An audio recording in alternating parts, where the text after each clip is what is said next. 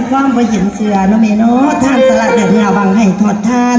คำว่าศรัทธาทานผู้ที่อ่านนอนนึกว่าบุญมีบาปมีจังเกิดเป็นศรัทธาได้เอาจิตใจลงตั้งเด้อแม่เด้อเอาจิตใจลงตั้งตึกตองว่าประเสริฐศรัทธาเกิดขึ้นแล้วบุญนั้นสิเกิดนำสาธุเด้อผู้มีใจแก่กล้าอบออมอารี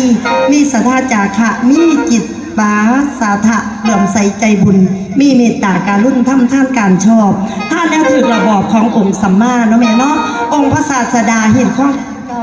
บ่มีการสูญเปล่าหรอกคุณแม่ที่ท่านไปขอแต่ให้ใจใสสิมีบุญอันเลิศบอกว่าได้ไปเกิดขัดแดงเมืองแม่นบ่มีความหวงแหนหรือขีดตนีปรารถนาเอาเด้อแม่เด้อปรารถนาเอาเด้อพอเด้อสุขอนันตังได้แก่นิพพานังสุขจริงยิ่งยอดด้วยจะใส่สปอร์ตดีบ่ห่วงอะไรเนาะว่าแต่ท่านลงไปหน่อยหลายกะสร้างท่านวัตถุต่างๆเข้านำทำปลาขอให้ปรารถนาเอาเด้อโบเจ้านี่ละท่านเป็นเข้าในใจคืออ่านปัจจะท่านสิแท้บุญสิได้ซอยสู้